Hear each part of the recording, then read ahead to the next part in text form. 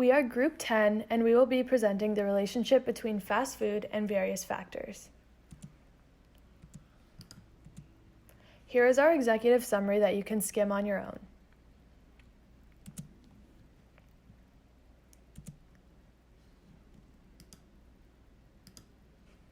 Because we had difficulty finding sufficient data, our group had to change our original idea of comparing fast food and regular restaurants to the economy to an analysis focused more on fast food and obesity rates. Specifically, our group analyzed the state obesity rate in comparison to the number of fast food restaurants, age, ethnicity, and income of the population using data from Kaggle and data.world.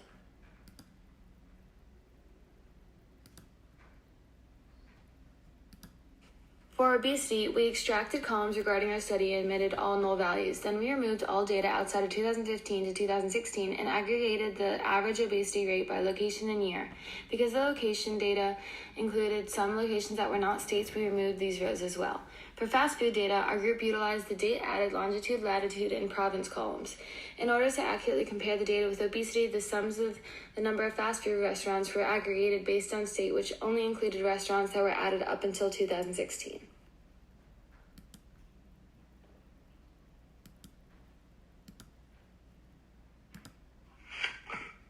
The first data set that was analyzed was the obesity statistics, and we generated plots in order to visualize an individual's relationship between obesity with age, income, and ethnicity. We chose the years 2015 and 2016 to match with our other data sets time frame, and as you can see, the 2 years have very different values. However, when plotting them together, the scatter plot looks almost identical to the 2016 data. This is because after cleaning the 2015 data set and omitting null values, the data set was too small to provide confident readings. Therefore, it's necessary to display the 2015 and 2016 results together rather than separately. As you can see here, obesity tends to increase with age, peaking for middle-aged people and then slightly declining for seniors.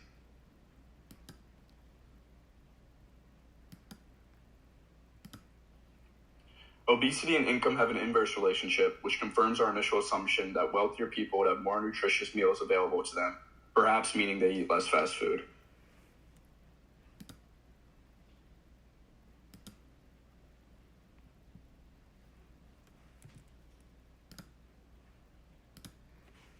Lastly, when examining ethnic groups' obesity readings, Asians were clearly the least obese, while other groups displayed similar readings, with Hawaiians and Pacific Islanders being the highest.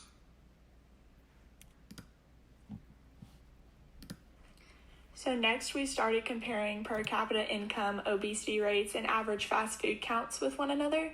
So we used the correlation coefficient to determine the strength and direction of the relationship. And by using this, we determined that the relationship between income and fast food count was positive, but not completely linear. And the relationship between average fast food count and average obesity rates was surprisingly negative, but had a weak relationship because of the small correlation coefficient.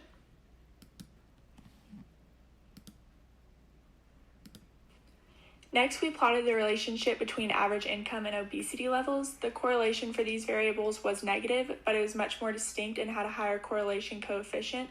It's still not perfectly linear, but the variables showed much more connection with one another. We also incorporated the average fast food count into this plot by using it as a color code. Finally, we plotted rates of change from 2015 to 2016 against one another to see if there was any growth correlation, but found almost no relationship between any of the variables.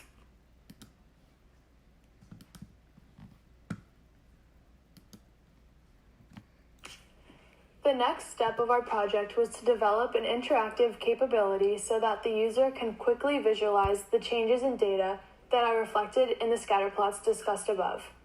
We chose to vary the color of each state based upon the value of the data. Essentially, we created a density or heat map of the US with our clean data using the ggplot2 package in R. The process of creating an interactive platform was achieved through using RShiny.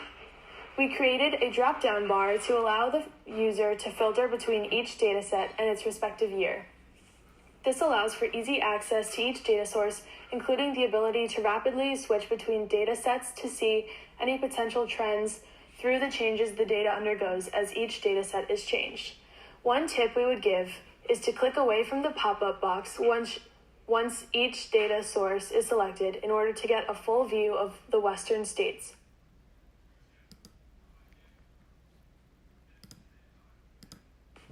The main conclusions we found from the data are obesity tends to increase with age, and the peak age of obesity belongs to middle-aged individuals. Upon investigating specific groups, Asian groups were the least obese, and Pacific Islanders were the most obese. Only one case of strong correlation was found in our data, and our data indicates that as income increases, obesity then decreases with a strong correlation coefficient.